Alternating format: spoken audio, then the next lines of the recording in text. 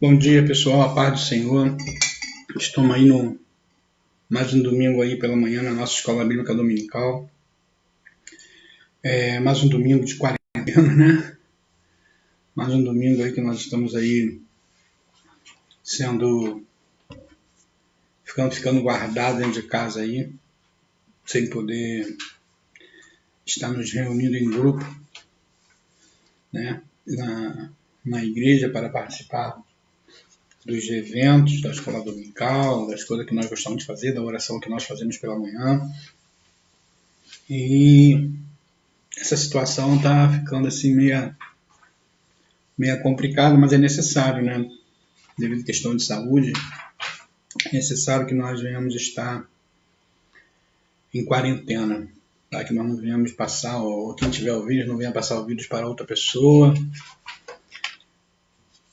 É por aí mesmo. Desde já eu quero aí agradecer a presença aí de todos aí. A Érica Gomes Frutuoso já está aí, pastora Érica. Seja bem-vindo, pastora Érica aí. Se tiver algum tipo de pergunta, pode fazer perguntas aí, que nós estamos aqui com a pastora Ana hoje aqui na nossa retaguarda. Ai, gente, bom dia. Entendeu? Ela está aqui, está pronta aqui para responder tudo quanto é tipo de pergunta. Ela está rindo. Então é isso aí, vamos fazer uma oração, vamos agradecer a Deus, vamos pedir a Deus a sua bênção, a sua proteção, para que Deus venha abrir nossas faculdades mentais.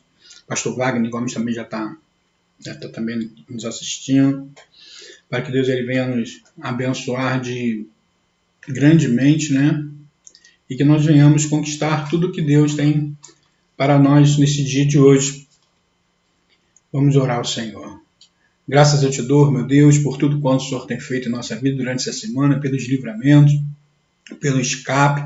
Senhor, por o Senhor ter nos guardado, Senhor, de tudo quanto é tipo de situação adversa, ter nos guardado, Senhor, dessa calamidade que se instalou no mundo, Senhor, ter nos protegido, não só nós, mas também todos os nossos familiares.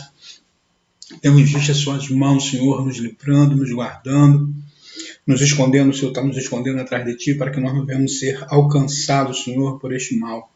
Pai, eu peço a Ti nesta manhã a Tua bênção sobre a vida dos Teus filhos, sobre a vida dos Seus filhos que nesta manhã, Senhor, vai estar participando, Pai Santo, do nosso ensino, Senhor, que o Senhor venha falar, Senhor, de conformidade à sua vontade, o Senhor venha falar de conformidade ao seu querer, que os seus filhos venham estar agora nesse momento com as suas faculdades mentais abertas, para que eles possam compreender o quanto, né, é necessário nós termos um pouco de entendimento a respeito da sua palavra, a respeito daquilo que o Senhor tem para nós. Pai, muito obrigado.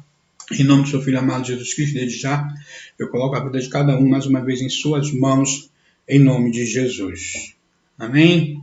Amém. Bom dia para vocês também, pastor Wagner, pastora Aline, Julisa, pastora Érica. Um bom dia a todos vocês aí, que nesta manhã aí está me permitindo invadir aí o descanso, o lar de vocês. Se eu estivesse em casa neste momento, eu estaria assistindo deitado na minha cama, observando. Mas vamos lá, gente, nós vamos estudar hoje o Evangelho de João. De todos dos 4 evangelhos que nós vamos estudar, é um que eu me familiarizo mais com ele. Eu gosto muito desse Evangelho de João. É um evangelho diferente. Nós vemos que os outros evangelhos, né, são chamados de evangelhos sinópticos, porque eles têm as suas particularidades entre si, mas nós vemos que eles foram se copiando, né? Eles foram buscando referências um dentro do outro ali, para poder complementar o seu evangelho. O Evangelho de João ele é um evangelho bastante diferente, porque ele começa falando a respeito do nosso Senhor Salvador Jesus Cristo. Ele não inicia falando de Jesus da sua época, ali, né? Ele inicia falando de Jesus já desde o princípio da criação. Nós vamos ver isso quando nós começarmos a estudar mais a fundo, nós vamos estar vendo isso. Eu estou com alguns livros aqui, porque tem alguns assuntos aqui bastante interessantes que nós precisamos assim pesquisar bem a fundo, entendeu? A gente precisa assim pesquisar bem a fundo para a gente não venha ter nenhum tipo assim de dúvida, né? para que nós venhamos sanar as dúvidas, que nós venhamos sair daqui nesta manhã, assim, com a nossa mente bem aberta, compreendendo bem aquilo que João quis escrever no seu Evangelho. Eu estou aqui com o nosso dicionário, eu tive que pegar o dicionário Vini, né, que é um dicionário de grego e hebraico, tá? Eu tive que pegá-lo, tá bom? Peguei o dicionário Vini aqui, peguei a Bíblia também, a minha, tive que pegar, irmão, não é por nada não, tive que pegar a Torá, porque tem um termo aqui que nós precisamos, que o autor escreveu aqui, que nós precisamos compreender melhor. Isso aqui o autor da revista ele escreveu, quando Jesus diz lá, eu sou, ele está fazendo uma analogia, quando Deus, no livro de Êxodo, capítulo 3, versículo 14, quando Deus fala isso para Moisés, ele está fazendo a mesma analogia, quando Jesus diz, eu sou a porta, eu sou o caminho, eu sou o pão, e nós vamos ver que existe um pouco uma diferença na questão disso aí. Eu também peguei aqui um comentário meu, estava ali estudando ontem madrugada, que até um pouco mais tarde, ontem eu não estudava, porque esse evangelho é muito profundo, ele é interessantíssimo. É um comentário judaico do Novo Testamento, um comentário bem antigo, eu peguei ele também para a gente dar uma olhada, para a gente não ter assim, nenhum tipo de dúvida, fora a revista da escola que a gente usa, né, a revista da escola dominical. Eu estou falando isso por quê? Porque eu quero mostrar as fontes de pesquisa que eu uso. Para amanhã ou depois, quando você perguntar, você tem noção de onde eu estou tirando. Esse meu comentário aqui também, que é um livro que eu gosto muito, é o Manual Bíblico SBB, né? Ele é um manual bem ilustrado. Kátia, seja bem-vinda, irmã Kátia. Kátia lá do Rio, né? Que linda! Entendeu? É um comentário bastante interessante. Esse comentário ele é riquíssimo. Tem outros comentários também. Eu tenho um comentário só do Evangelho de João. Eu não quis utilizar aquele comentário porque ele é bem mais complicado e a gente não tem tanto tempo assim, entendeu? E a Bíblia da Reforma que eu tenho utilizado direto. Eu peguei também a Bíblia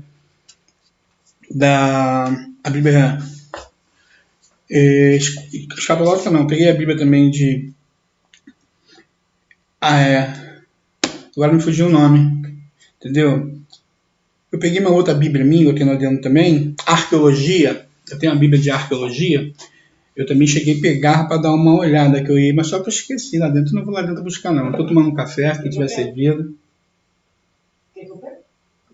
Oi? Entendeu? Eu ia pegar a Bíblia de escatologia e foi lá no quarto lá de trás. Mas deixa para você pegar não, vamos por aqui, mas senão vai ficar muito assunto. Então vamos lá. Dentro daquilo que nós temos como material para nós estudarmos junto, como nós estudamos na classe, nós vamos fazer uso da nossa revista, então vamos seguir o padrão dentro da revista. Alguns assuntos mais complicados eu vou trazendo aqui para vocês, para a gente trazer um esclarecimento melhor do assunto. Tá? Ele usou como texto áureo João capítulo 1, versículo 14. Né?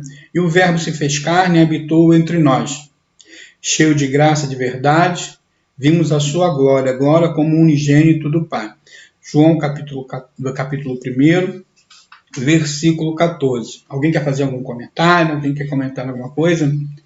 Alguém quer falar alguma coisa já desse primeiro ponto de referência que nós temos a respeito da nossa lição? Fique à vontade, gente. Vocês podem fazer o comentário de vocês, nós vamos respeitar aqui o comentário de vocês também, claro. Entendeu? Se vocês quiserem anotar alguma coisa, eu sei que vocês estudaram.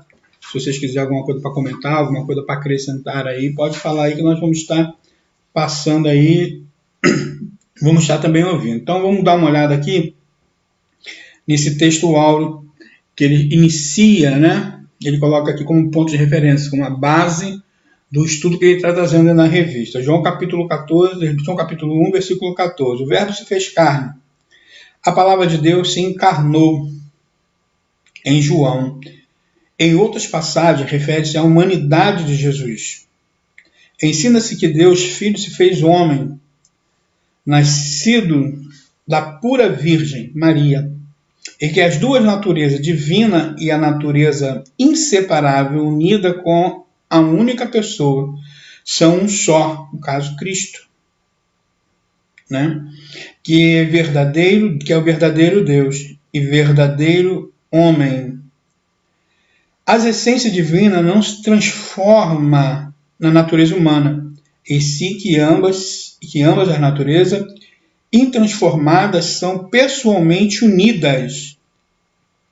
Deus revelou sua glória no tabernáculo quando se fez carne e habitou o tabernáculo entre o seu povo.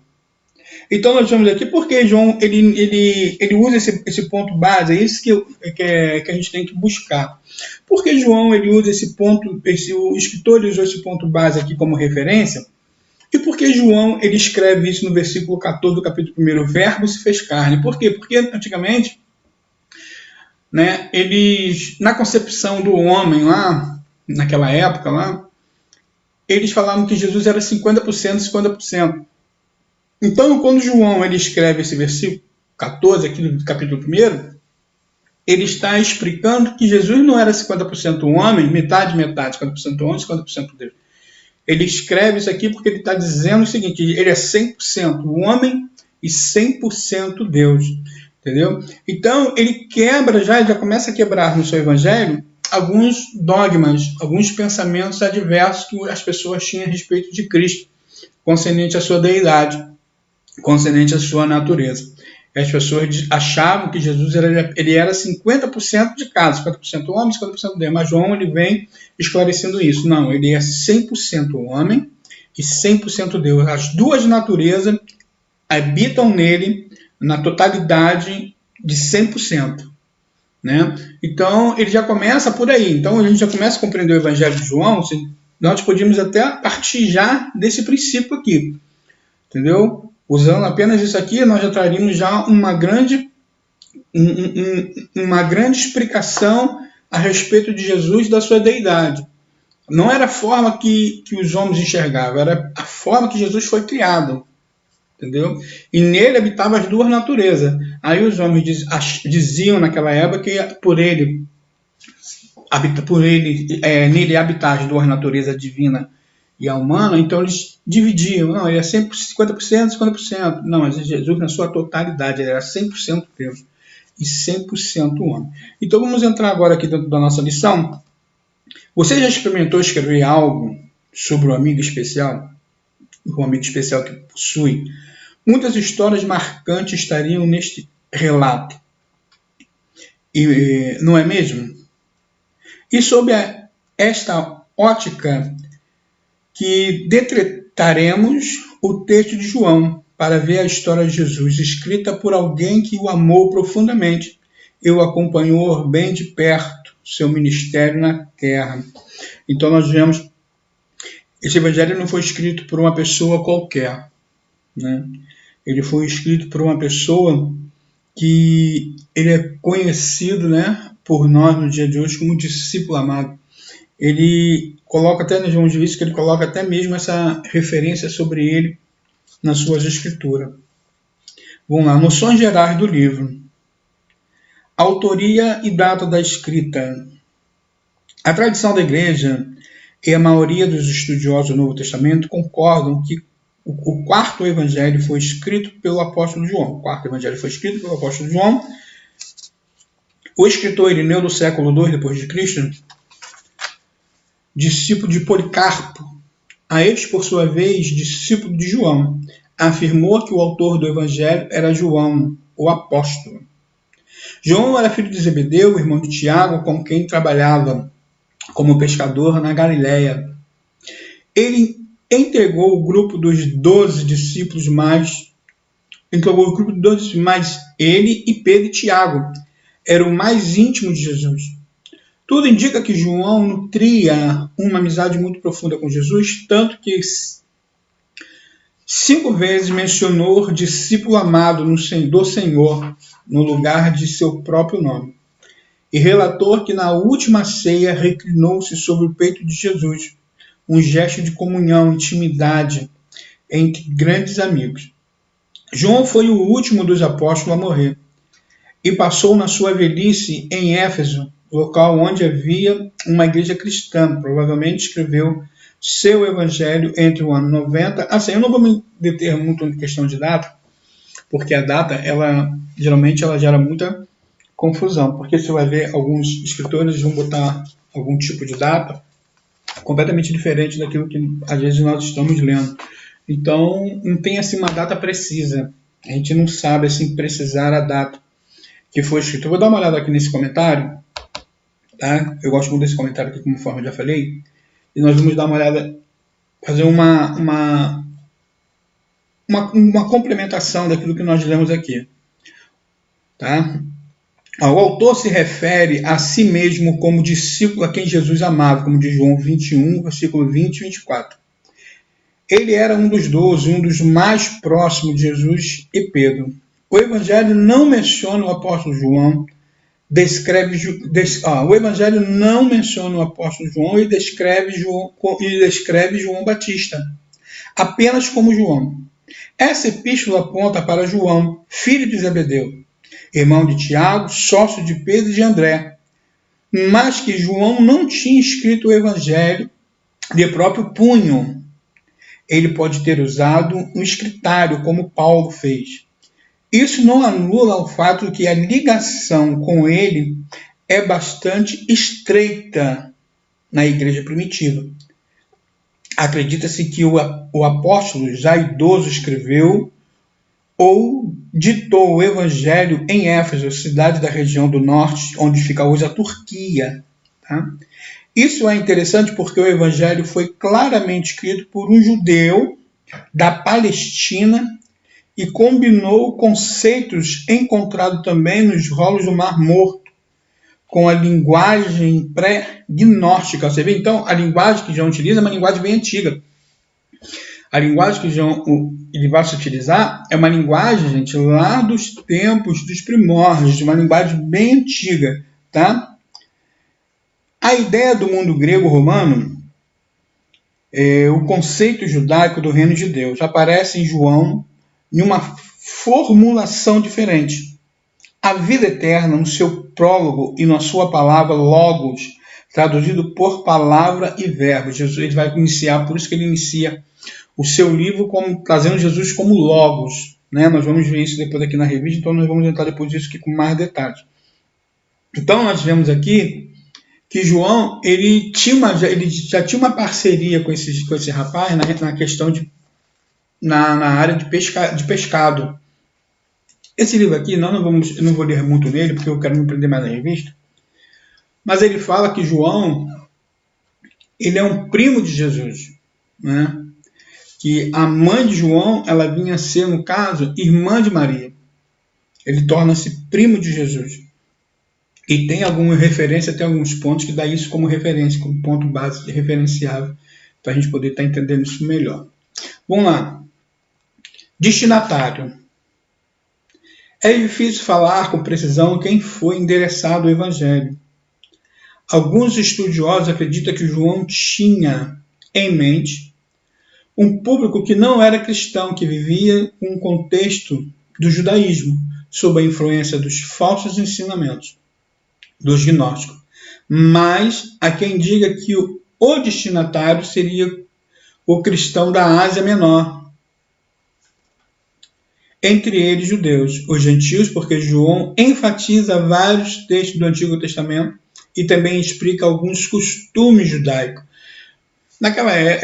No período que João escreveu o seu evangelho, gente, existiam muitos prosélitos. Né? Existiam muitos judeus da diáspora que haviam retornado para a região da Judéia, para a região ali da Palestina. Ali. Muitos voltavam no período das festas, né? Onde existiu ali várias pessoas que se converteram, porque eles vinham no período das festas ali, na festa de Pentecostes, aquele negócio todo. Muitos voltavam nesse período.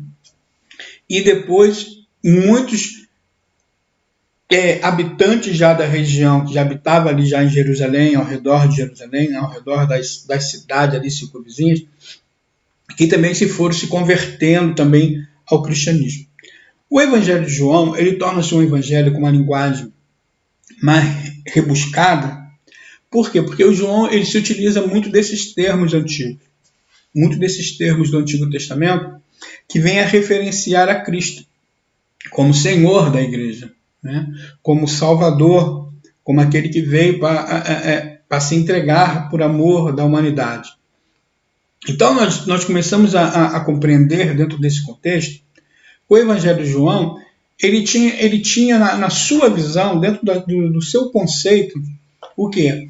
Trazer um entendimento para aquelas pessoas que, não só apenas judeus, que haviam sido dispersos no período da diáspora, no período da invasão dos babilônicos, né? E depois na invasão depois dos gregos também, quando invadiram, Roma quando invadiu, então houve muita dispersação e esses judeus eles precisavam ter uma compreensão de quem foi Jesus. Então João, o público-alvo que João ele escreve, tá? Ele escreve esse seu evangelho, ele escreve mais direcionado para os judeus, né? Ou as pessoas que não eram judias, mas que haviam se convertido. Entendeu? O Evangelho de João ele é direcionado à igreja.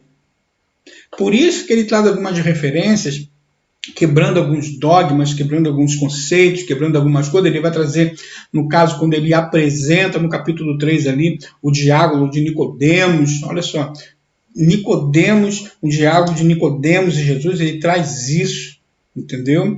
Trazendo esse esclarecimento, explicando melhor os pontos, o que aconteceu. Ele vai trazer pouquíssima referência a respeito dos milagres, né, dos que Jesus realizou, porque ele vai se prender mais na pessoa de Cristo como Senhor da igreja, como Filho de Deus, como aquele que veio para trazer libertação, salvação, aquele que vem implantar um novo sistema na face da terra, na questão do sistema de quê? Na questão da religião, que estava completamente distorcida.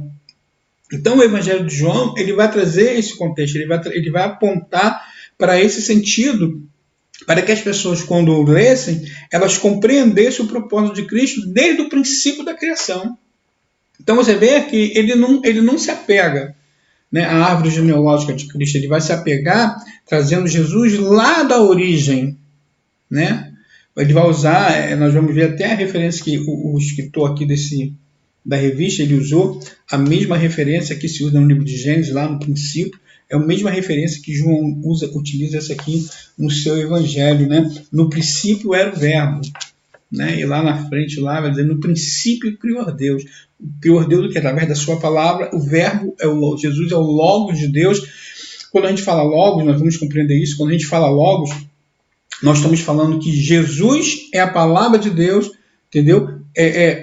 Vamos supor assim, transformando-se em verdade, entendeu? Ali se cumprindo, né? O Logos é o cumprimento, Jesus é o cumprimento da palavra de Deus.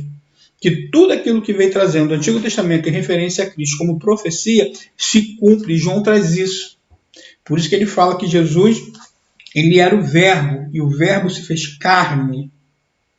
Entendeu? Então ele vai trazer essa questão, ele vai trazer que o Logos de Deus, a palavra de Deus se manifestou entre os homens. Então se cumpriu entre os homens, dando referência a Jesus Cristo. Então vamos lá, gente. Para a gente não ficar muito preso a detalhes. Propósito. O Evangelho de João possuía um duplo propósito. Primeiramente, é fazer uma apologética cristã, ou seja, defender a verdadeira história de Jesus Cristo. Ele sintetiza a sua ideia afirmando que estes sinais porém foram registrados para que creias que Jesus é o Cristo, o Filho de Deus, para que crendo tenha vida em seu nome, como diz João 20:31. João foi uma testemunha ocular que viveu intensamente ao lado de Jesus, o que autentica ainda mais a verdade dos fatos por ele narrados. João também pretende demonstrar o amor de Deus pela humanidade, especialmente pelo fato de dar seu único filho para morrer na cruz, como diz João 3,16. Esse texto aqui que eu estava falando, ele é um texto assim meio... João 3,16, ele é um texto meio complicado. Ah, mas por que, pastor Luiz? Porque ele é um texto meio complicado. Porque ele no texto de João 3,16 vai dizer o quê? Que Deus amou o mundo. Se nós formos falar em relação assim, mas ele escreveu no grego, mas a palavra mundo no grego não tem nada, no caso, tem nada a ver com humanidade. Entendeu? A palavra mundo no grego, se João escreveu no grego, não tem nada a ver com humanidade. Por quê? Humanidade, quando nós falamos assim de humanidade, nós temos que voltar lá no princípio, quando Deus criou o homem, quando Deus criou Adão. Tá? Adão, a palavra, o nome Adão, ele é referente à humanidade, Adamá. Então, Adão, né, que significa humanidade. Adamar é terra. Quer dizer o quê? Adamar é terra, mas terra no sentido, não é terra no sentido planeta. Terra no sentido local de habitação. É onde você habita, aonde você foi criado, aonde você foi gerado. Então, quando Deus ele faz Adão do barro, né? Adão, né? E o terra, Adamar, quer dizer que Adão, ele é produto desta terra, tá? Produto deste local, ele é onde ele habita, onde ele está morando. Adão, ele é fruto, produto deste local aqui, no caso, Éden. Entendeu? Então, quando a gente fala terra, no original, tá? Aí vai dizer aqui, ó, Bereshit bara Elohim, et hashamai, ayet. Então, vê que terra é ha-iret. É terra, no caso, sentido de planeta. Terra. Planeta, Aret, é terra, planeta. Então, quando Deus criou a terra, Aret, entendeu? Terra, planeta, é diferente de Adamar, entendeu? Então, quando fala assim, Deus amou o mundo, já no grego, a palavra mundo, entendeu? Já tem um outro sentido, tem um outro significado, para a gente poder entender, gente. Senão a gente fica meio que flutuando, entendeu? É cosmos. Então, quando Deus cria todas as coisas que nós vemos lá, no princípio criou Deus os céus e a terra. Deus criou o cosmos e Deus criou a terra, né? Então, como nós falamos, Bereshit bara Elohim, entendeu? Aí fala cosmos, Hashamai, cosmos, céu, Hashamai, entendeu? A terra, Aret. Então, quando a gente fala aqui, que Deus amou o mundo, que mundo é esse que Deus amou? É isso que a gente fica se perguntando. Se o mundo, no grego, é cosmos, e aqui não está se referindo a cosmos, está se referindo, aqui não está se referindo a gente, aqui algumas pessoas utilizam como expressão, como Deus amou o mundo mais o homem. Quando a gente vai voltar, quando a gente fala assim no sentido assim da criação, vamos voltar um pouquinho para a criação, para a gente poder entender esse versículo 16 do capítulo 3. Quando a gente volta no princípio da criação, a gente vai ver uma expressão que Deus utiliza dizendo que tudo era bom. Tudo quanto Deus fez era bom. Deus não fez nada imperfeito. Deus fez tudo de uma forma maravilhosa. Então nós vemos que se no princípio tudo era bom, não existia nada ruim, e o pecado, quando o homem introduz o pecado no mundo, o que aconteceu com aquilo que era bom? Se corrompeu. A Bíblia vai dizer que a natureza ela clama até hoje. Por causa do pecado do homem, a natureza sofre. O mundo sofre. Tudo sofre. Tudo foi transformado, modificado por causa do pecado que o homem introduziu naquilo que Deus criou. Então, quando a Bíblia fala assim que Deus amou o mundo, Deus está a referência deste mundo, no sentido literário, é que Deus amou a sua criação. Tá? A sua criação no estado original.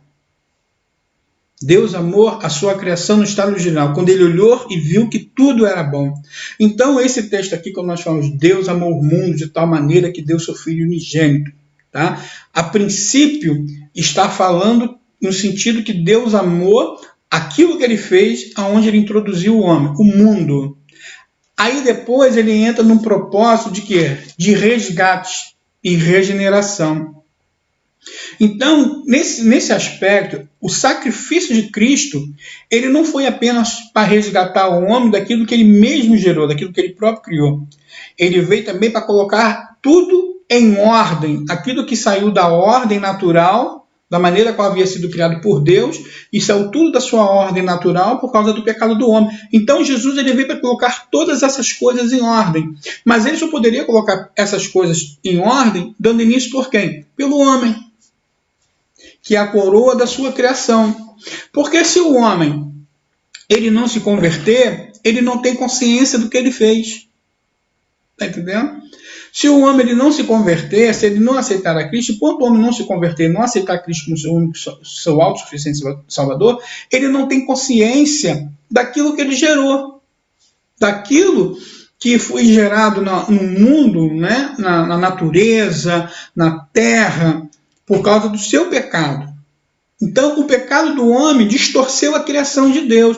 Então, Jesus, para poder fazer restaurar o mundo a qual Deus amou do princípio da criação, então ele veio primeiro para quê? Para resgatar a humanidade, para trazer a humanidade para o eixo, para depois então, no final de tudo isso, ele restaurar todas as coisas. Então Jesus ele não morreu unicamente, tá? Ele não morreu apenas, vamos dizer assim, para poder resgatar o homem, ele morreu também para trazer a ordem a todas as coisas, colocando tudo no seu devido lugar.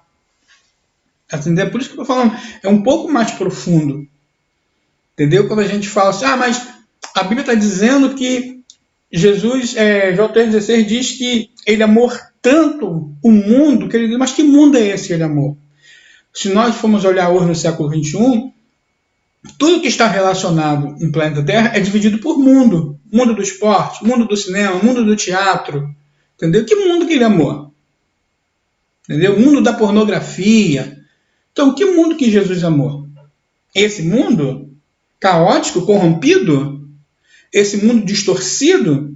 Esse mundo que está completamente caminhando para a sua própria destruição? Este mundo que nós estamos criando vírus, onde está agora nos colocando em quarentena? É este mundo que Jesus amou, que Deus amou? Não, o mundo que Deus amou foi o mundo do princípio. O mundo onde ele viu que tudo era bom, aonde o diabo não reinava. Quem reinava era o próprio homem, entendeu? Tendo a direção de Deus. Então, este mundo que ele está falando é o mundo da primeiro mundo, o mundo da sua criação, quando ele olhou e viu que tudo era bom. Mas Deus é sábio, Deus é inteligentíssimo, Deus não é o pastor Luiz, Deus é inteligentíssimo. Mas Deus entende que para poder restaurar o mundo, ele precisa primeiro restaurar a coroa da sua criação. Porque não adianta Deus restaurar a terra, trazer a terra de volta para o seu estado natural e o homem continuar pervertido, e o homem continuar corrompido, e o homem continuar caminhando com passos largos para a sua destruição. Então, o propósito de Deus, primeiro, resgatar o homem, reatar a aliança, fazer com que o homem de novo venha tornar-se amigo de Deus, para no final disso tudo acontecer o cumprimento deste amor que ele tem no seu coração pela sua criação. Aí ele vai restaurar todas as coisas. Se Deus não precisasse restaurar a terra, entendeu? A gente vai ver no livro de Apocalipse que a terra, depois que a igreja foi arrebatada, passar lá a tribulação, uma grande tribulação, passar todas as coisas, que quando Jesus vier, né, depois que pré-estabelecer, a igreja tiver Satanás se levantar, depois de 1000 anos Satanás vai se levantar de novo e vai haver a última batalha, depois então a terra será restaurada e a Nova Jerusalém descerá do céu. Então você vê que a Nova Jerusalém ela não vai descer do céu enquanto a terra não for restaurada. Se a terra não precisasse ser restaurada, a Nova Jerusalém poderia descer do céu, assim que Deus implantasse o seu reinado de 1000 anos na face da terra. Então você vê que ele precisa restaurar a terra. Então João, ele é o único que traz isso. Entendeu? O João, ele é o único que traz essas referências. Por isso que estou falando, o Evangelho de João, ele é um evangelho que muitas às vezes nós interpretamos de uma forma, muitas das vezes, errada, porque nós não vamos buscar essas origens, nós não vamos buscar esse entendimento. Nós achamos aqui, quando ele fala mundo, é o mundo, que Deus amou o mundo, Deus amou a humanidade. Sim, Deus ama a humanidade, mas Deus, ele ama ali nesse ponto, ele está se referindo ao mundo da sua criação, entendeu? Mas para restaurar esse mundo da sua criação, primeiro ele precisa restaurar o homem. Primeiro, ele precisa restaurar o homem. Primeiro, o homem precisa ser mudado, transformado, restaurado. O homem precisa passar por uma reabilitação para poder voltar a habitar no mundo conforme era no princípio. Porque senão não havia necessidade. Ele só salvava o homem e o mundo continuava do jeito que está. Ou então ele tiraria o homem da face da terra, entendeu? E por que então ele vai transformar a terra? Porque a Nova Jerusalém ela vai descer do céu. Por quê? Porque a terra ainda faz parte do plano e do propósito de Deus. Está entendendo? Então, esse contexto aí. Se você tiver algum pensamento, alguma coisa aí, gente, vamos participar aí. Coloca aí a sua pergunta. Já falei, a pastora Ana está aqui na minha retaguarda aqui, ela está aqui me dando cobertura, tá? Qualquer coisa que eu falar aqui, ela varia a luz a isso. Entendeu? Que ela é assim, mas ela é fera. Tá bom. Entendeu? Vamos lá, segundo ponto, ó. Peculiaridade de João. Cerca de 99% do conteúdo deste evangelho possui exclusivamente relação a narrativas sinópticos.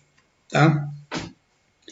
Os sinais de Jesus, enquanto Marcos relata vários milagres de Jesus, João menciona apenas 7 milagres, os quais chamam de sinais. Aí tem algumas referências aqui. Ó. Os sinais de Jesus, segundo este evangelho, foram transformação da água em vinho. Essa transformação da água em vinho aqui, ela é interessantíssima. A gente usa essa transformação da água em vinho, a gente utiliza muito a questão da alegria. Que Jesus transformou a água em vinho, porque o vinho tipifica a alegria. E a água tipifica o evangelho, purificação. Então, quando Jesus ele transforma a água em vinho, a intenção de Jesus ali não era transformar a água em vinho para poder dizer que faltou alegria no casamento.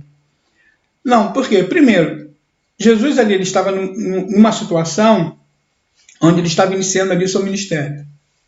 Então, aqui foi uma oportunidade para mostrar para as pessoas quem ele era. Então, Jesus, quando ele transforma a água em vinho, ele estava já ele estava mostrando ali o seu propósito. A mudança da água por um outro estado, né? Líquido mais transformado de vinho, de água, para vinho. Ou se fosse vice-versa, transformar vinho em água. Isso para Jesus era mole. Ele está falando ali a respeito da transformação do caráter religioso. Que a religiosidade do homem, entendeu? Em prática, vamos supor ali, a sua religiosidade, ela precisava ser transformada, ela precisava ser mudada. Né? Como a pessoa diz assim, você tem que mudar da água para o vinho. Ou como quem diz assim, você tem que mudar os seus conceitos, os seus pensamentos, a sua atitude. Então, a pessoa quando muda da água para o vinho, ela está melhorando. Ela está saindo de uma situação inodora, insípida, né? Incolor, por uma situação onde tem gosto, cheiro, é vistosa. Então, essa situação de transformação da água para o vinho, Jesus está falando ali, ele já está falando da mudança do caráter humano, que o homem tem que se transformar da água para o vinho, se transformar em algo melhor. Entendeu? Se transformar em algo melhor. Só que a gente pega esse texto, a gente fala que era um casamento, o casamento durava 7 dias e o vinho acabou. Que Jesus ficou com pena do noivo, porque o noivo ia passar vergonha, foi lá e transformou a água em vinho. É muito mais profunda. Que a água é muito mais profunda. É muito mais profunda. Porque o vinho tipifica alegria. Tipifica alegria, mas acabou o vinho, acabou a alegria? Porque o vinho ia acabar. Outra vez. O cara não ia meter toda hora ali a caneca ali, acabou o casamento, o cara ia meter a caneca ali naquela talha ali onde Jesus transformou a água em vinho, nos vasos, né? Que a água que era ali era água para a purificação. Era para se lavar as mãos e ser lavado os utensílios da cozinha. E Jesus transforma essa água em vinho. Entendeu? Mas o vinho ia acabar de novo. Então, acabou-se aquele vinho ali, acabou-se a alegria de novo? Ou Jesus ia ter que ficar toda a mão ali Pega a água lá, enche lá de novo lá. Passou um mês, Jesus está transformando a água em vinho para que não acabasse a alegria do casamento daquele casal. Então o sentido é mais profundo. O sentido ele é muito mais profundo. Jesus, quando ele transforma a água em vinho, está dizendo para o homem que o homem tem que ser transformado da água para o vinho. O homem tem que sair desse estado inodor, insípido, incolor, por algo mais vistoso. A nossa vida tem que ser mudada, tem que ser transformada. Essa transformação só quem pode fazer é Cristo. Por isso ele faz essa transformação no casamento, já dando indício do seu ministério. Tá? Já dando indício do seu ministério. Vamos lá, a cura do filho do oficial do rei. Mais um milagre de Jesus, como diz lá em João 4, 46 e 54. A cura do paralítico no tanque de Betesda. Nós já falamos sobre isso uma vez, que o tanque de Betesda ele era um tanque onde se passavam as ovelhas, por isso que ele ficava próximo à porta das ovelhas. Esse tanque era utilizado para a purificação das ovelhas antes de ser levada para o abate, para ser oferecida como sacrifício no templo. Antes, tá? Devido às festas de Jerusalém, e atrás do tanque de Betesda existia um templo pagão. Devido à festa de Jerusalém, surge esse boato. Tá? Por que surge esse boato? Porque as comportas do tanque, as águas tinham que ser mudadas. Porque você lava, vamos supor, eu chego a minha ovelha para um abate, você lava 100 ovelhas, que vai ser sacrificado, depois vem mais 100, a água fica imunda, gente. Aí você não está mais lavando, você está sujando, você já está colocando, está sujando mais ainda. Então essas águas tinham que ser trocadas, renovadas. E quando se abria a comporta, existia um outro tanque maior, quando se abria a comporta para se trocar a água do tanque inferior, que estava mais abaixo, para que saísse água suja e entrasse água limpa, havia um mover das águas. Então, de malandragem, esse tempo pagão que existia atrás, que era um deus, que ele fazia as suas curas, dizia que eles faziam as suas curas pelo mover das águas. Então, aproveitaram essa situação, porque o povo subia para Jerusalém, ficavam todos próximos ao tanque, à porta da ovelha, eles criaram essa situação. Olha, de certo tempo o anjo vem aqui e move as águas. O que ele fez? Aumentou o número de pessoas da beira do tanque de Betesda. Se não fosse assim, Jesus não mandava o cego se lavar no tanque de Siloé. Ele falava assim, vai lá no tanque de Betesda e se lava. Ele falou, vai lá no tanque de Siloé. Porque lá ainda se cumpre o propósito do tanque. Aqui não. Aqui já está corrompido. A cura do paralítico na beira do tanque de Betesda. A multiplicação do pães e peixe. Andar sobre as águas. A cura de um cego de nascença. Né? A ressurreição de Lázaro. Esse aqui, de todos os milagres, a multiplicação do pão, do peixe, isso aqui também é fantástico, gente. A multiplicação do pão. Agora, a ressurreição de Lázaro. Esse aqui foi assim, algo fenomenal. Porque nós vemos a situação de que Lázaro se encontrava já 4 dias de morto. Já o seu cérebro já tinha estourado, seu coração explodido, seu sangue já tinha coagulado, as suas juntas já haviam ficado todas elas duras. Lázaro, ele já estava completamente no estado, já entrando no estado de putrificação. A sua pele já estava se desmanchando. Né? Se não tivesse já com bicho ali. E Jesus dá apenas uma ordem. Jesus olha para o céu e dá uma ordem. Lázaro, vem para fora. Aí você vê o tamanho do milagre. Gente, foi Lázaro, vem para fora. Lázaro não esperou 4 dias para ser restaurado. Jesus falou e Lázaro saiu. A restauração de Lázaro é outra também que é a restauração de Lázaro é uma também que tipifica a restauração do homem. Por isso que Jesus fala, ainda que esteja morto, se crês em mim, ainda que esteja morto, viverás. Jesus está falando em 2 sentidos. No sentido espiritual e no sentido físico. Se for necessário trazer a vida aquele que já morreu, ele traz a vida. Mas também, se for necessário trazer a vida aquele que está vivo, né? Mas conforme ela falou, vivo, morto, morto, vivo, entendeu? Também ele faz também essa transformação e faz essa mudança também. Que Deus é tremendo. Tá?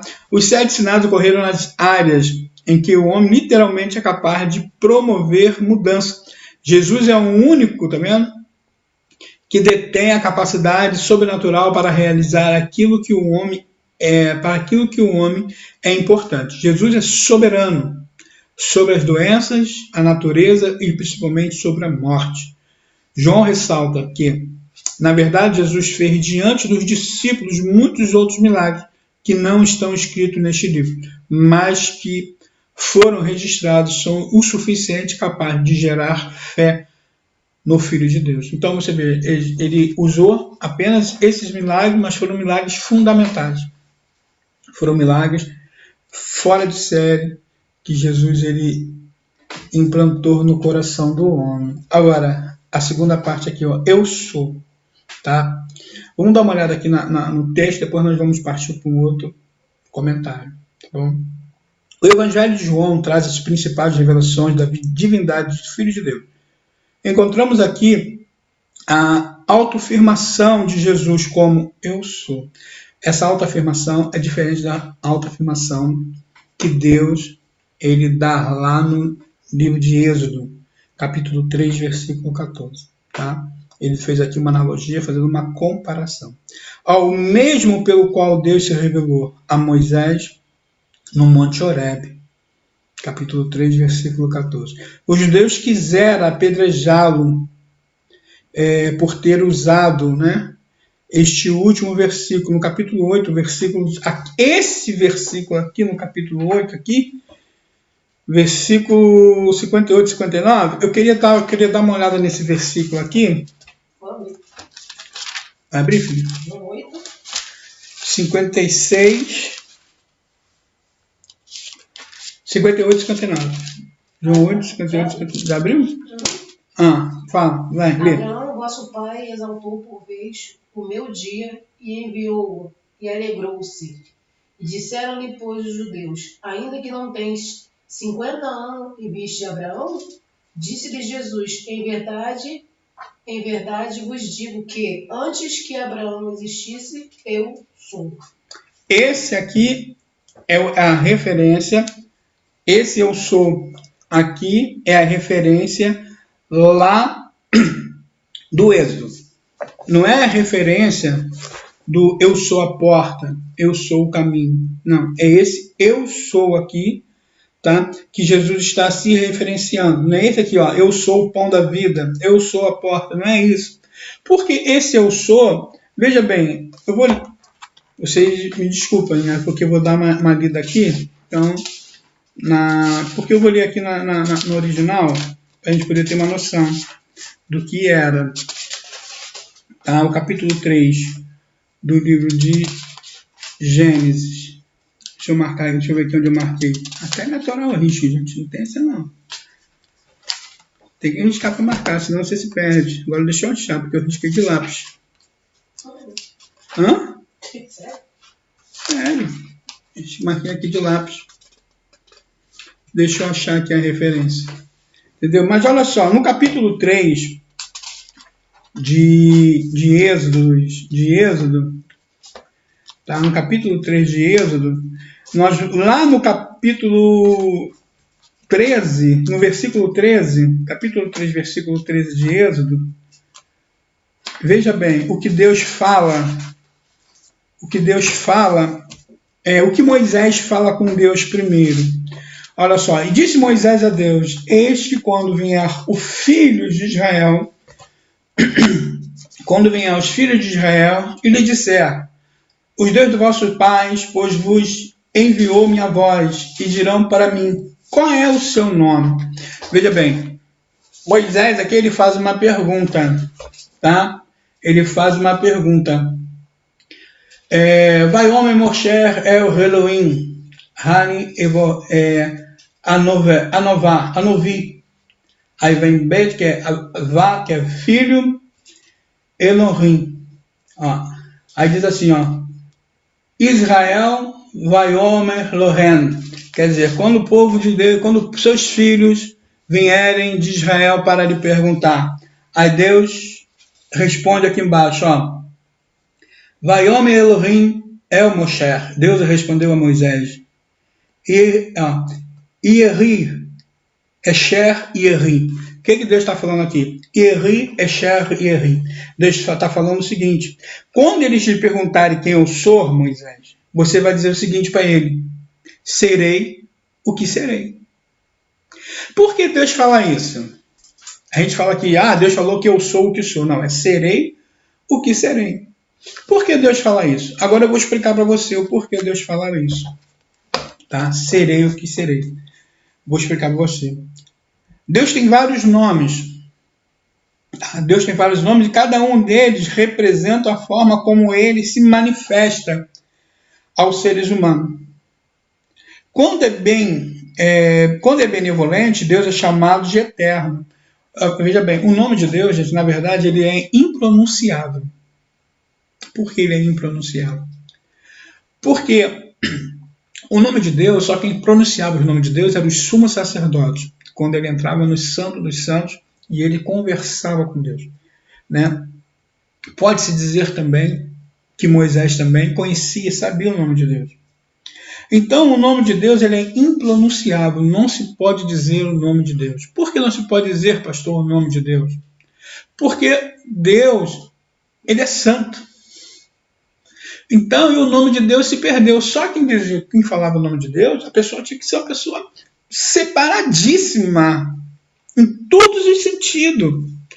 No seu modo de viver, no seu linguajar, em todos os sentidos a pessoa tinha que ser separadíssima. Por isso, só os sumos sacerdotes, quando entrava no Santos dos Santos, que era liberado falar o nome de Deus.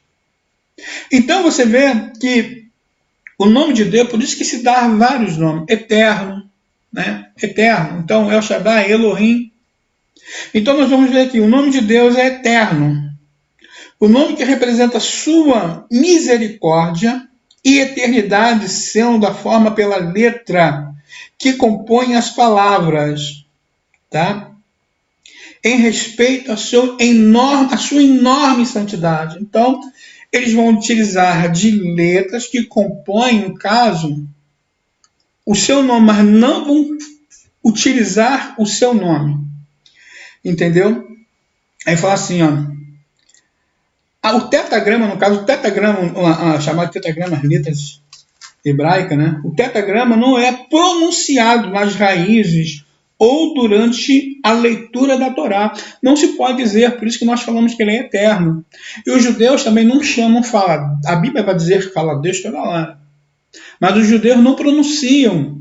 O judeu pronuncia eterno. Por que não pronuncia Deus? Porque Deus, existiam tantos deuses naquela época, então se ele pronunciar o Deus, meu Deus, mas quem é seu Deus? O seu Deus é o mesmo do meu Deus? Então, para não minimizar ou trazer o eterno ao pé de igualdade, ele não pronunciava também, não chamava o Senhor de Deus. Tá? Para não colocar ele em pé de igualdade aos deuses pagãos. Mas a Bíblia, toda hora, a Bíblia não tinha que chamar dele, tá? Mas os judeus eles tinham essa preocupação. Assim, ó, a Torá está escrita sendo substituído por Adonai, quer dizer, né? Adonai, vocês sabem o que significa, ou Hashem, né? Hashem, que se manifesta exercendo o seu poder de juízo soberano no universo. Ele é chamado de Elohim, o Deus, né? Por isso que não se fala Deus, mas Elohim, outro nível, outro patamar. Quando realiza milagres e atos sobrenaturais, é Elohim. Ou então é chamado de Shaddai, que é Deus Shaddai, quer dizer, El Shaddai, todo-poderoso ou onipotente. Então, quando Deus falasse assim, serei o que serei. Como assim? Eu se manifestarei para ele da forma que for necessário. Ou como Elohim, ou como Shaddai. Entendeu? Ou como Deus eterno, ou como Deus todo-poderoso. É o que Jesus está dizendo aqui. Eu sou, né? Eu serei o que serei. A mesma coisa. Essa expressão, Jesus usou a mesma expressão do livro de Êxodo, capítulo 3, versículo 14. Mas não tem nada a ver aqui embaixo com isso aqui, ó. Eu sou o pão da vida. Tá? Isso aqui, Jesus está se colocando como um alimento necessário para toda a humanidade. Eu sou o alimento necessário que todos precisam se alimentar de mim. Eu sou o pão da vida. Tanto que na ceia ele fala que o corpo dele, tá? O corpo dele é o pão. É o alimento universal. O pão é alimento universal. Todo lugar do mundo tem pão. Então Jesus fala, eu sou o pão da vida. O que Jesus está falando? Eu sou o alimento universal para todo aquele que tem fome, para todo aquele que necessita, para todo aquele que precisa. Depois ele se dá como referência que eu sou a luz do mundo. Nós vamos ver isso aqui em João. Por que nós vamos ver isso aqui em João? Quando Deus... nós vamos ver isso em João e vamos ver isso também no Gênesis. Quando Deus declara, haja luz.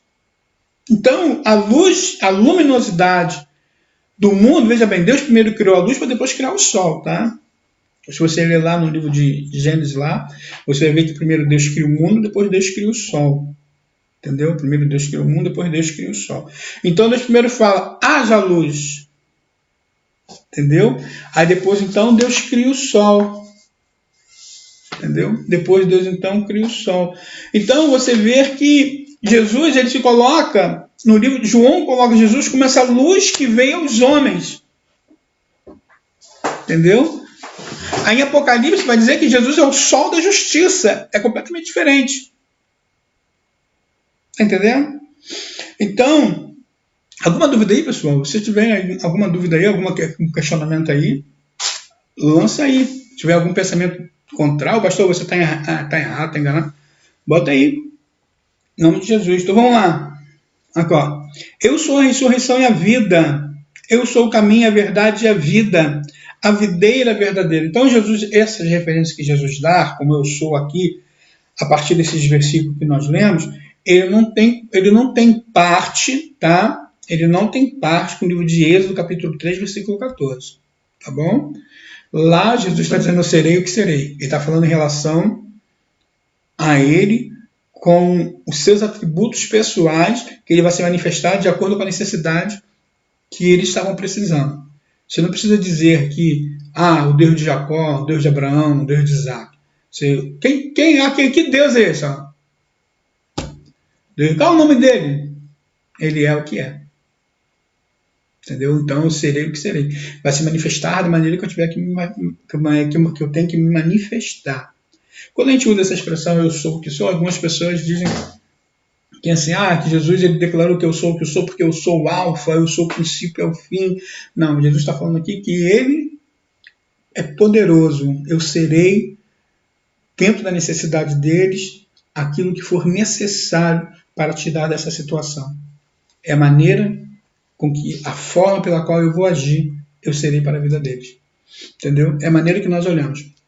É a maneira que nós recebemos, é a maneira que Deus age, é a maneira que Deus se manifesta na nossa vida. Vamos lá, a teologia de João. A teologia joanina é rica em detalhes, profundo em seus temas, extremamente prático. Vejamos alguns assuntos por ele enfatizado. O verbo de Deus, conforme nós falamos, o Logos, o verbo de Deus, no princípio. João usa essa referência, tirando essa referência do livro de Gênesis. No princípio era o verbo, o Bereshit. Né? No princípio era o verbo, o bara, palavra.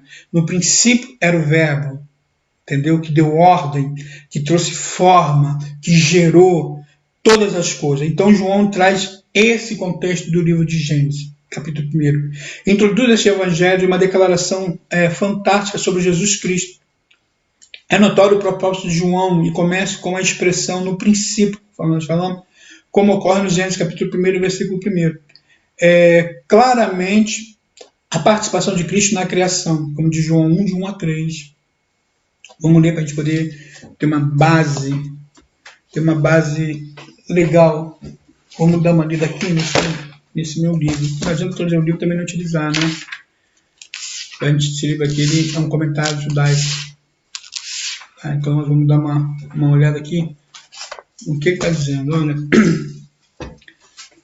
Em seu prólogo, as Boas Novas de João estabelecem a origem e a natureza tanto divina quanto humana do Messias. Ao contrário da opinião do judaísmo moderno, que sustenta que o Messias deveria ser somente humano, numerosas fontes judaicas falam das características sobrenaturais do Messias. Vejam abaixo as versões específicas desse prólogo e também de João. João capítulo 17, versículo 5. Tá?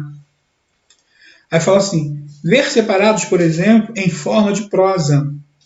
Plínio, o moço em um dos primeiros pagãos, a mencionar os cristãos, escreveu que eles se encontravam em dias determinados antes do pôr do sol e recitavam por turnos esse jogo de palavras, ou cantava uma antífona para Cristo como um Deus, né, como um Deus, a dizer assim, como um Deus ao imperador Trajano acerca de 112 depois de Cristo, depois da era de Cristo. Ele é um prólogo de João. A passagem adicional do Novo Testamento apresenta-se em forma antífona ou em outras formas litúrgica. São encontrados em Lucas 1, 2, em Romanos 11, 33, 36, Filipenses 2, 6 a 11, 1 Timóteo 3, 16, 2 Timóteo 2, de 11 a 13. O paralelismo hebraico dos Salmos e outros livros da Torá, né, eram provavelmente designados para um cântico em forma de... Então, João utiliza isso aqui em forma de cântico. Era um jogo de palavras que se utilizava na época. Por quê? Porque o logos para o grego era aquilo que trazia, era aquilo que gerava as coisas, né? O logos gerou a natureza. Então, quando João ele ouvindo isso, porque os gregos eles colocavam tudo que foi criado pelo logos. Então João ele se utiliza disso. Ele se aproveita desse colocar dos gregos, que o grego diz que tudo teve origem no logos. Então João se aproveita disso. No princípio era o verbo, e o verbo estava com Deus. Quer dizer, o logos de Deus. No princípio era a palavra, e a palavra estava com Deus. Olha o que ele fala. E o verbo era Deus, a palavra era Deus, o logos era Deus. Ele estava no princípio com Deus, e todas as coisas foram feitas por intermédio dele, e sem ele nada do que foi feito se fez. Está entendendo agora o sentido? Porque os gregos diziam que tudo quanto existia por causa do logos. O logos. A palavra. Só que o judeu não sabia dimensionar o que era esse logos. Os gregos não sabiam dimensionar o que era esse logos. Então João, cara inspirado, já havia passado por uma série de situação, inspirado por Deus, que ele fala que aquilo que eles falavam, que era o logos da criação, era Jesus.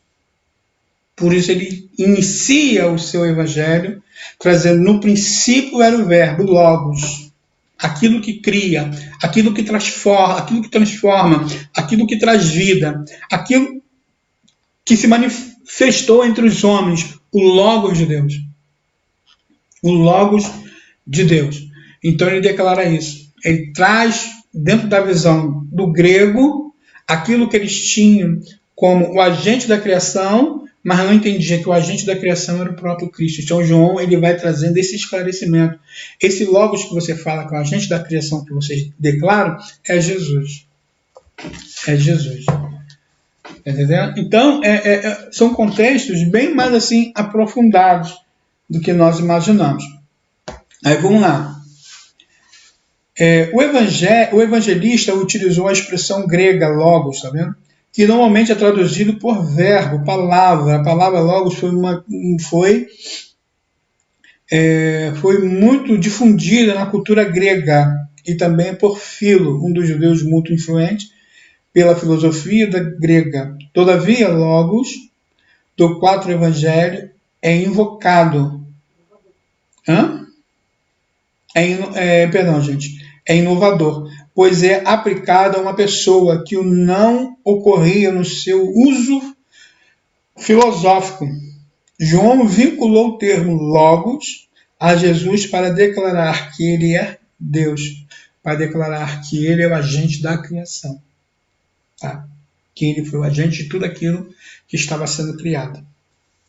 Nós falamos disso numa aula, que Deus, ele é como se Deus fosse, no caso, um engenheiro. Deus fez lá a maquete e Jesus executou a obra, o arquiteto. Jesus é o arquiteto da criação.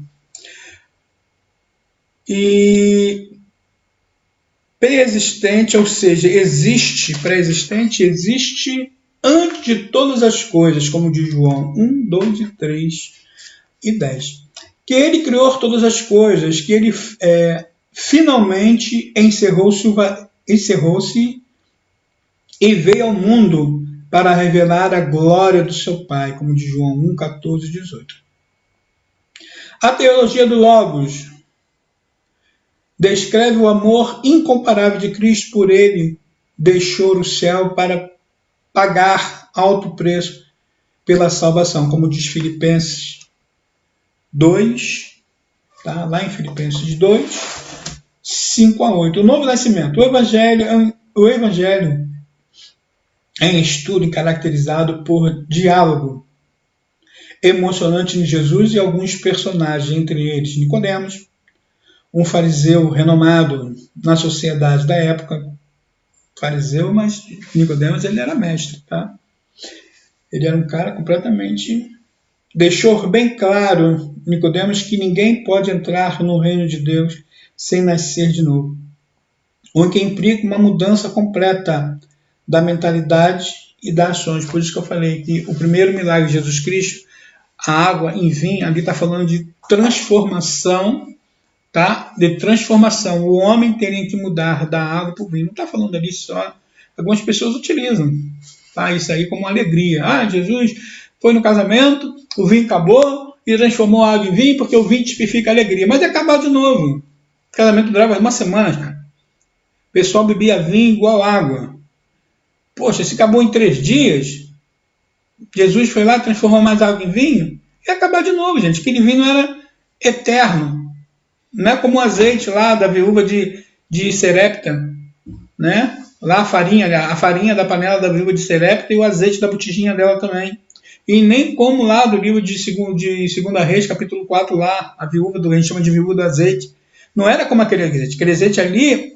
Não, veja bem, aquele azeite ali, ele parou.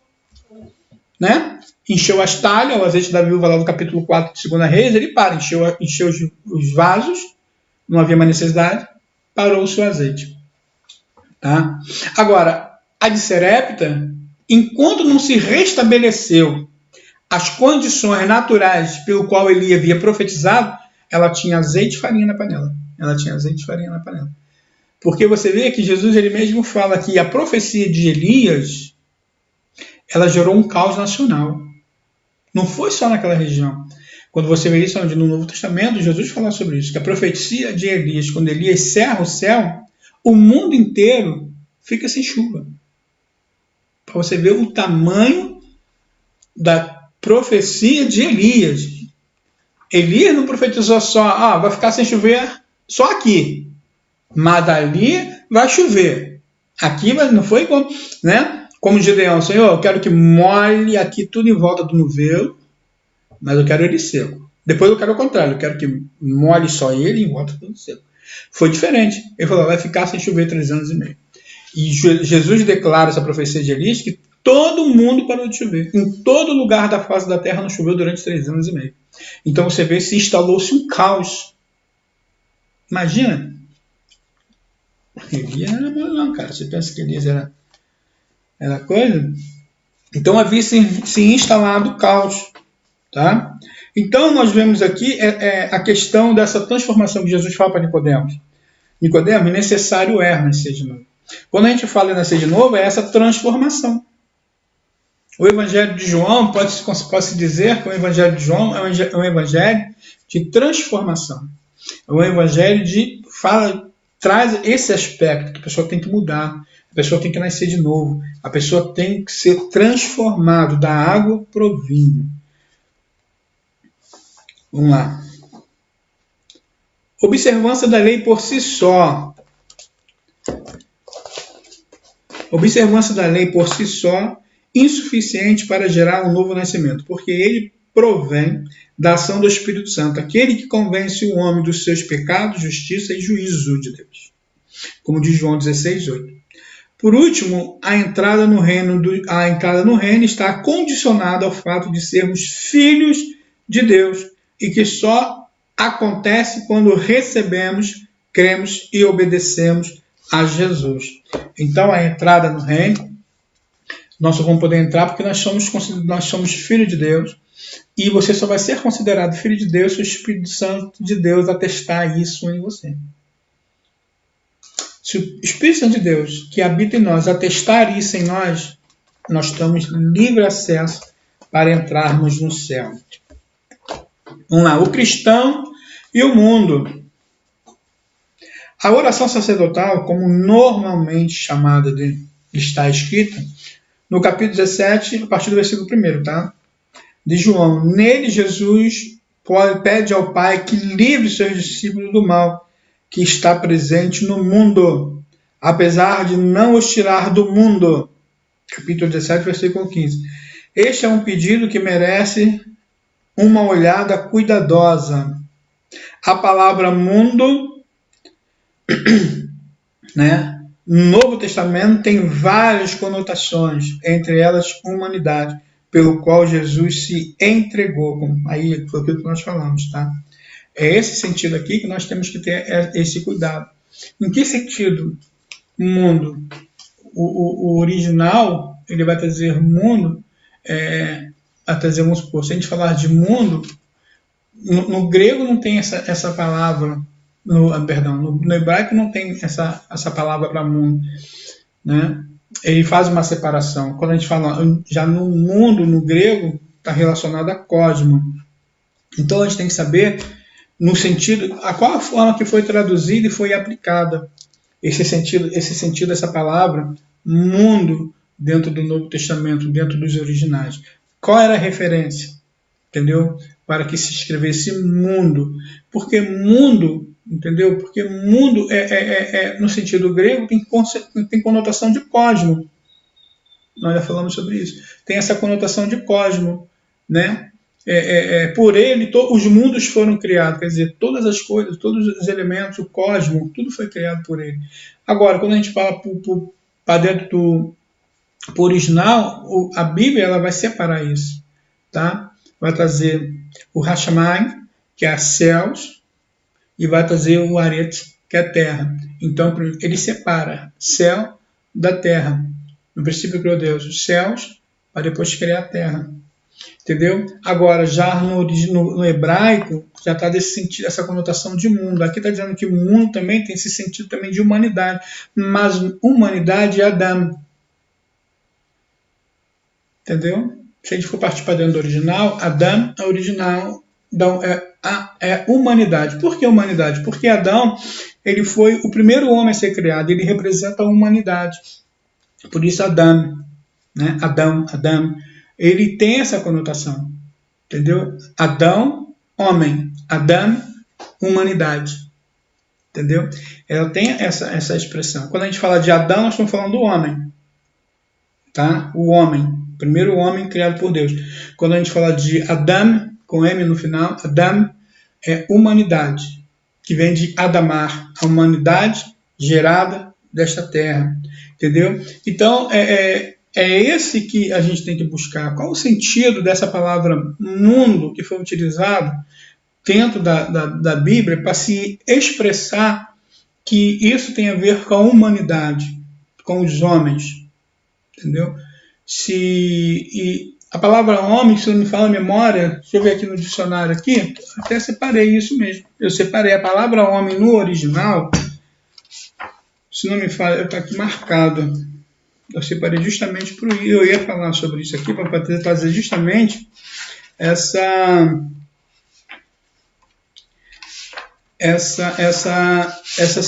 diferença, entendeu? A palavra homem, aqui, ó, a palavra homem é antropos, homem, entendeu? Deixa eu ver se aqui no grego aqui tem humano, antropinos. Deixa eu ver se tem humanidade. Tempios Rosune, humanidade. Aí eu te pergunto, se a palavra humanidade, então eu tinha que usar dentro dessa contestação aqui, ó, humanidade ou inferioridade de mente. Olha só o que está falando. Formado de tampinos, ou que vem de inferioridade.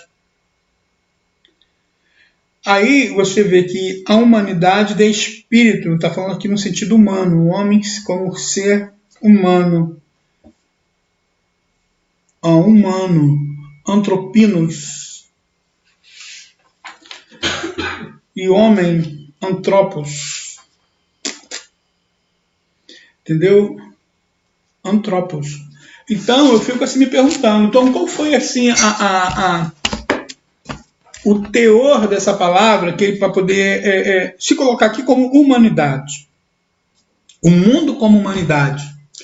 Porque nós falamos sobre isso aqui. Porque quando nós falamos de mundo, existem vários mundos: fonológico, teatro, revista, futebol, prostituição. Isso tudo é separado como mundo, é caracterizado como mundo. O mundo do esporte, o mundo de teatro, o mundo de revista, o mundo fonográfico, o mundo da arte, o mundo da costura.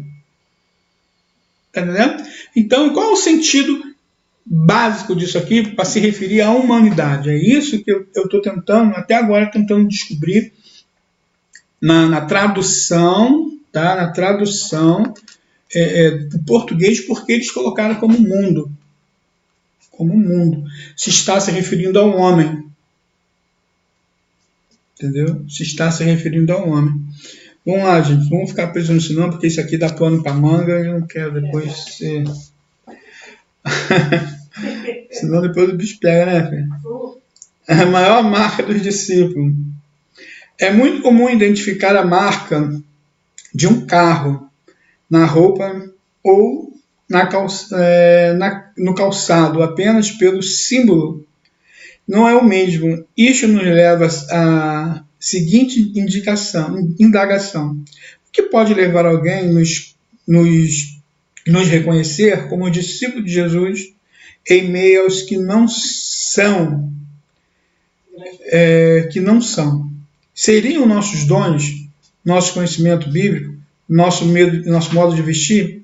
Não que estas coisas não tenham valor, mas nenhuma delas comprovam que somos discípulos do Senhor. Aliás, o lobo sempre vem disfarçado de ovelha. Isso aqui é legal, hein?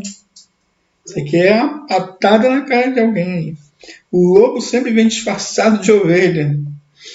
Jesus nos ensina que a árvore é conhecida pelos seus frutos, sendo o amor o maior de todos. Nisto conhecerão todos que sois meus discípulos, se tiverdes amor uns aos outros. O amor é o maior fruto que o homem pode gerar. Tá?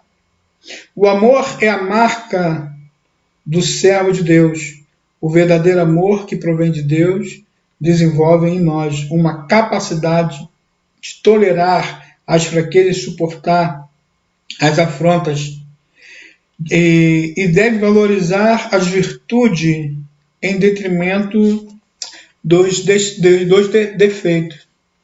Então vamos lá. O apóstolo Paulo fala sobre isso. Ainda, né, ele declara que eu tenho o dom de profetizar, de falar em língua, se não tiver amor. O amor, gente, quando Jesus fala a respeito desse amor, se eu não me falha a memória, acho que são 4, né? São 4 ou 3. É o ágape, o eros e o filis, né? São 3 tipos mesmo de amor. O ágape é o amor de pai para filho, o eros é o amor entre um homem e uma mulher, um amor de relacionamento, e um filis, se não me falha a memória, de irmãos. Por isso que quando Jesus pergunta a Pedro, Pedro, tu me amas? Aí como se Pedro dissesse assim, Senhor, filhas, eu te amo como irmão.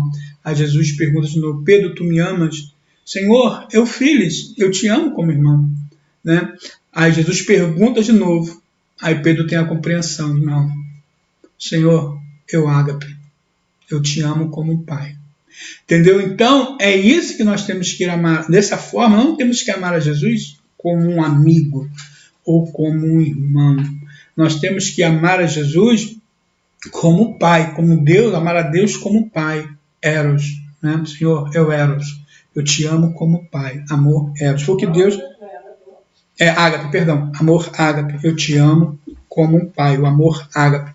Então, Foi isso que Jesus perguntou para João. E João fala, Senhor, João estava entendendo que o amor que ele tinha que sentir por Jesus é um amor, pelo convívio, pela convivência, era um amor fraternal, um amor de irmão. Eu amo o Senhor, filhos, eu te amo como irmão. E Jesus perguntou, tu eros, né? Tu me amas? E ele, filhos, te amo como irmão. Ágape, né? Tu ágapes, João. Ele, filhos, Pedro. Tu ágapes, Pedro. Ele, filhos, né? Tu me amas como pai? Não, te amo como irmão. Aí Jesus pergunta de novo, tu me amas como um pai? Não, te amo como irmão. Aí depois Jesus pergunta a terceira vez, ele vai e entende. Não posso amá-lo como irmão. Eu tenho que amá-lo como um pai, como ele, meu pai, como eu amo meu pai. Então é esse amor que nós temos que sentir, né? É o ágape. Por isso que Jesus ele fala, e o amor que nós temos que ter pela igreja é esse amor, o amor ágape. É um amor que está a ponto, por Jesus falar, a ponto de se entregar.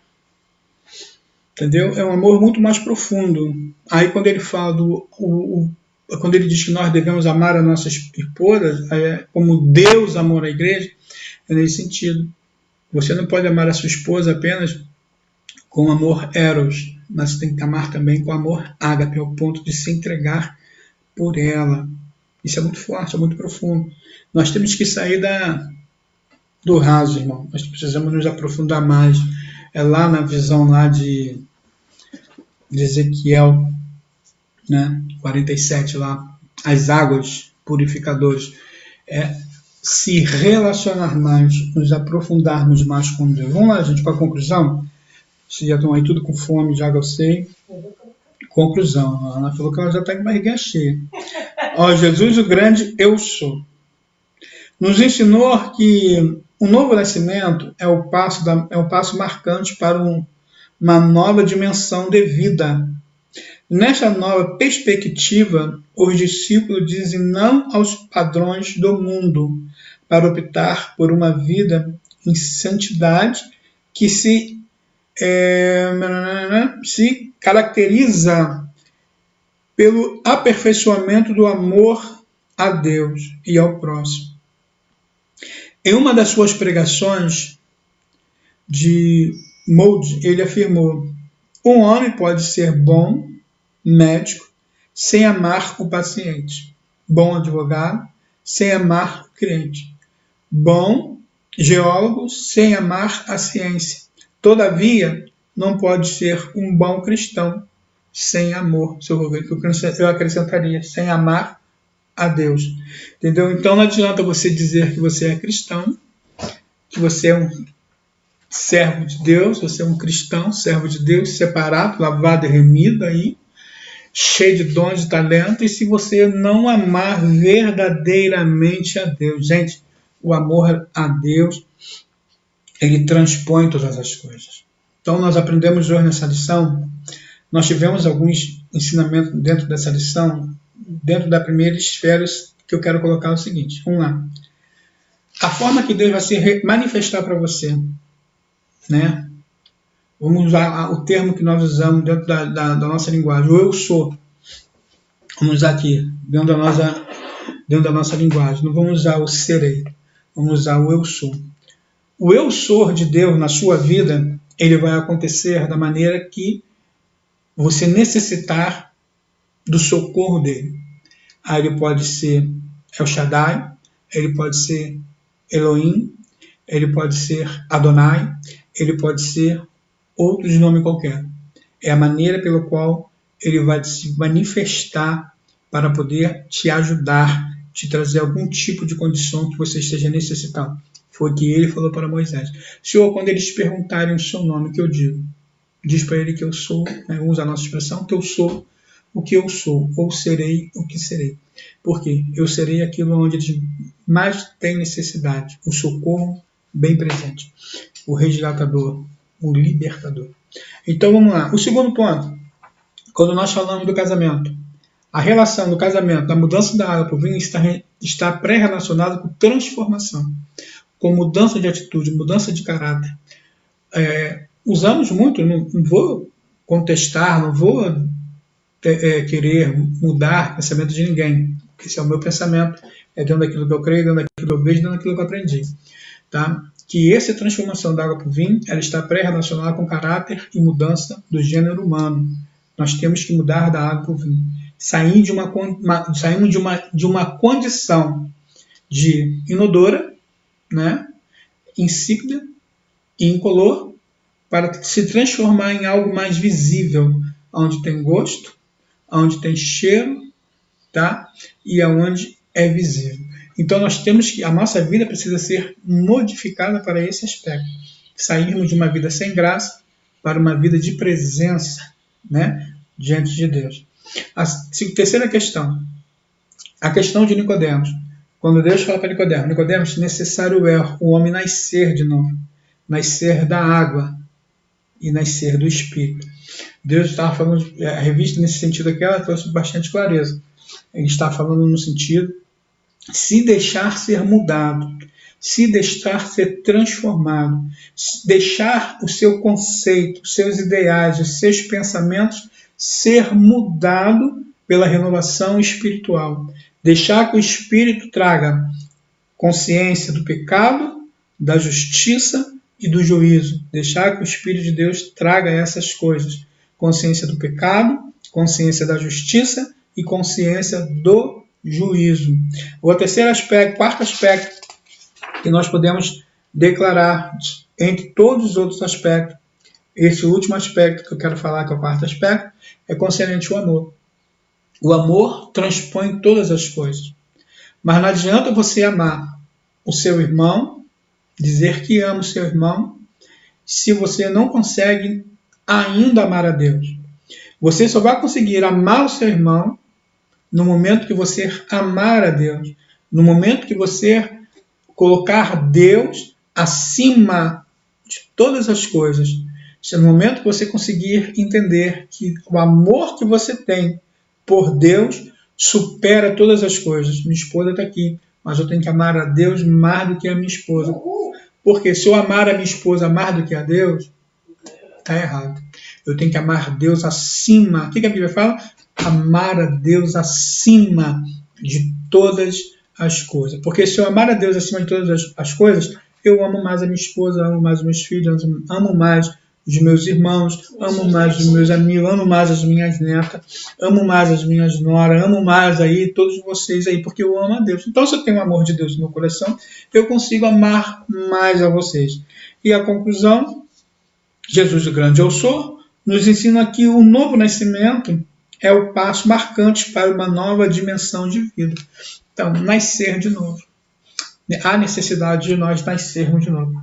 Deixar que o Espírito de Deus nos transforme, nos traga mudança, nos traga renovo, nos traga uma nova consciência, uma nova visão. Quase não utilizei esse livro, né? Esse livro é muito legal.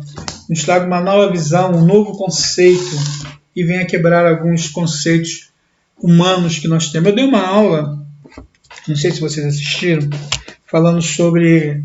Eu dei na quinta-feira, falando sobre a sabedoria humana e a sabedoria de Deus. Eu usei como ponto de referência o livro de 1 Coríntios, capítulo de número 1. Tá?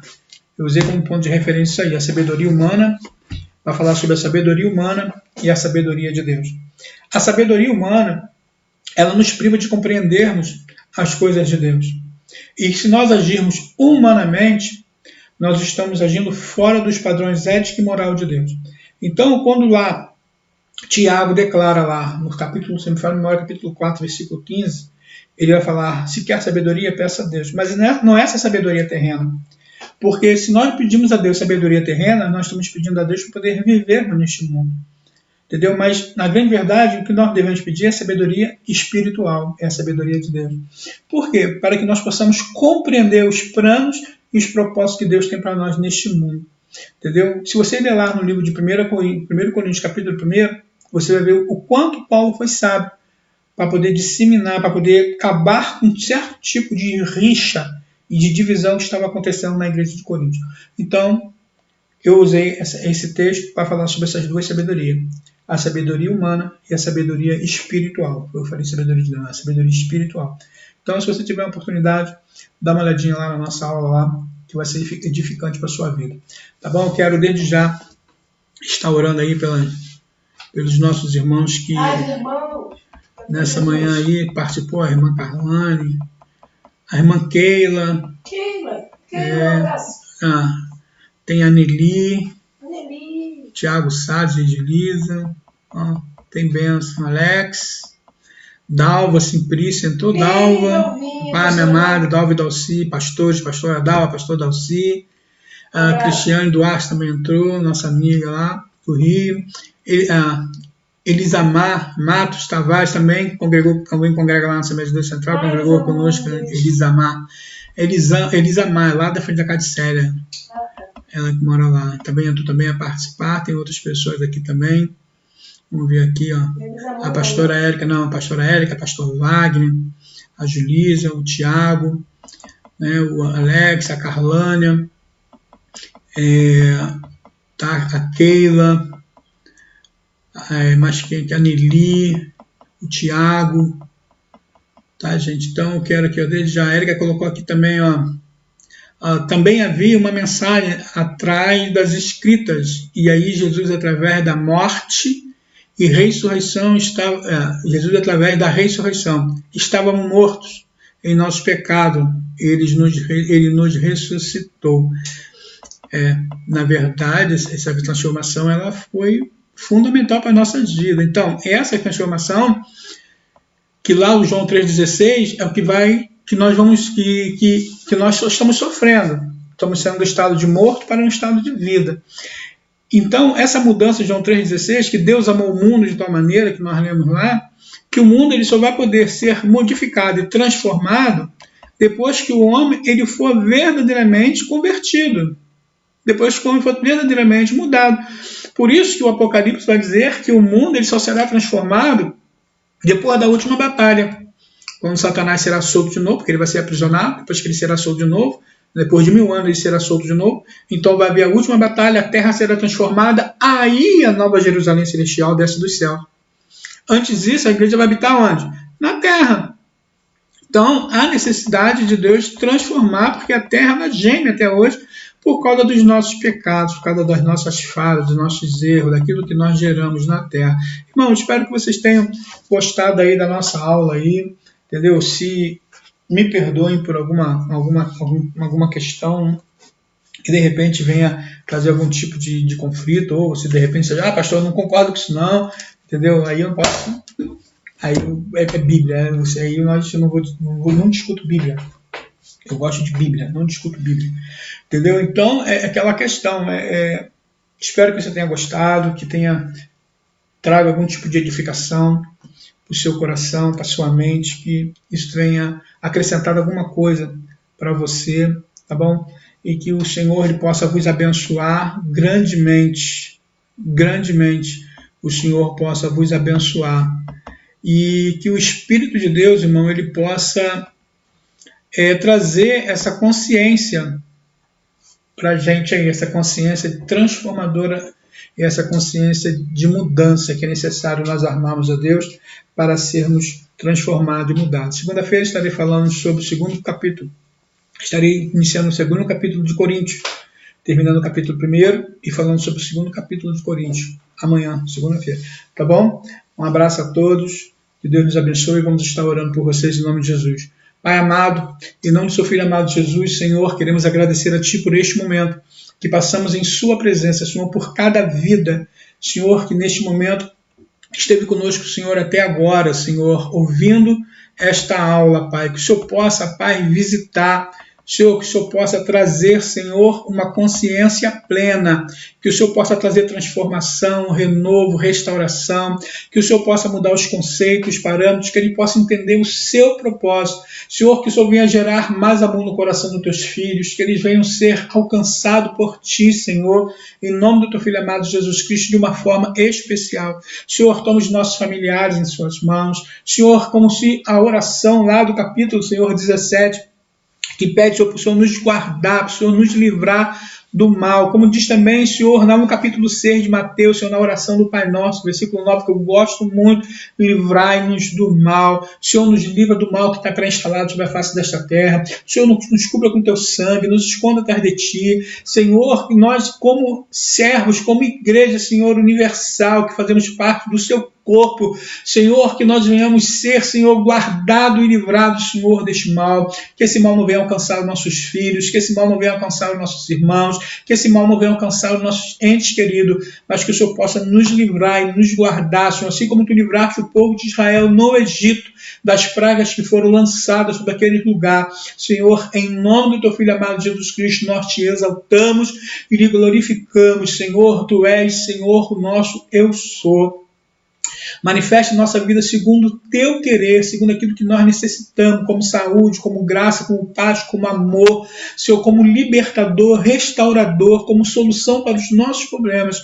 Oramos e cremos, Senhor, na vitória dos teus filhos, em nome de Jesus. Que o grande amor de Deus venha reinar sobre as vossas vidas e que o Espírito de Deus venha encontrar espaço para trazer libertação ao seu coração e que a graça do Senhor seja derramada sobre vós e que nunca falte o azeite sobre as vossas cabeças e que o amor de Deus e a graça do nosso Senhor Salvador Jesus Cristo, as consolações do Espírito Santo, seja com todos vocês, em nome de Jesus. Amém. Está terminado. Até amanhã, segunda-feira, em nome de Jesus. Amém. Hoje à noite, culto, não se esqueça, culto online aí, tá? Na nossa igreja, Igreja Vida. Entra lá aí, quem ainda não se inscreveu aí no site aí da Igreja Vida aí, vai lá, irmãos, entra lá, nós temos um site, temos também uma página também no Facebook. Pesquisa isso, tem coisas legais, tem mensagens legais, temos louvor lá, de autoria lá da nossa pastora Aline, do nosso diácono Tiago, são louvores maravilhosos, então ajude-nos aí a divulgar o nosso canal e a nossa igreja, em nome de Jesus. Fiquem na graça de Deus e a paz do Senhor sobre todos vós. Amém e amém.